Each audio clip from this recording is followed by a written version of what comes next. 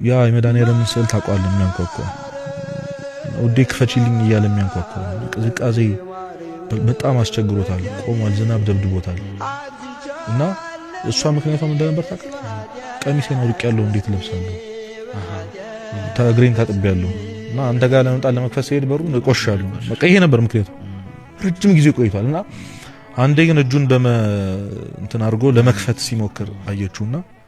በቃ ይመራን በቃ ውስጧ ተነካ ከዛ ድምፁ ጠፋ ይሆን ሳል ተነስታ ለብሳ ስትከፍተው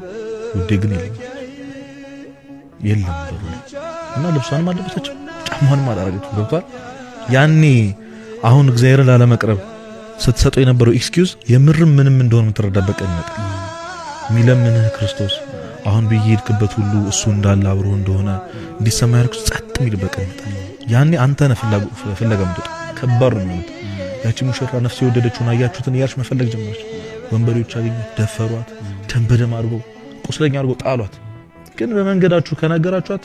ወደ በፍቅር ታማለችና ተመለስ በሉት እያለች ትጮህ ህመም አለው አየህ የሚፈልገን ክርስቶስ በፈለገ ልክ የማትፈልገው ከሆነ የምታጣበቀን ይመጣል እና ያቺ ነገር እኔን ታስፈራኛለች በግል ድርቅ የሚልበት ቀን ይመጣል ዶሮ ታለቅስለት የነበረው በእያንዳንዱ ቦታ ላይ አሁን ሰዎች ክራውድ ውስጥ ታያዋል ግብጽ ቤተክርስቲያን አባቶችም እንደዚህ ክርስቲያኖች ድሮ ሁሉ ባልና ሚስት ሆነው ሶስተኛው ወንበር አለ ባዶ ሶስተኛ ሳህን ጌታ አለ ገብቷል በዛ ውስጥ የሆነ ወንበር ላይ አለ አብሮ ክፍት ወንበር ላይ አለ ክርስቶስ በቃ እንደዛ ሙሉ ሲሆን ስታጣው የሆነ ሴንስ ማድረግ ሲያቀተህ እሱ በጣም ከባድ ነውና ግን ያቺም ህመም ደግሞ በጣም የሚገርመው ያቺ ማጣት ያ የሚፈልገውን ድምጽ ማጣት ምክንያቶቿን ሁሉ አጥላ እንድትከተል ነፍስህን ያደርጋታል እና እሱን ማሰብ ነው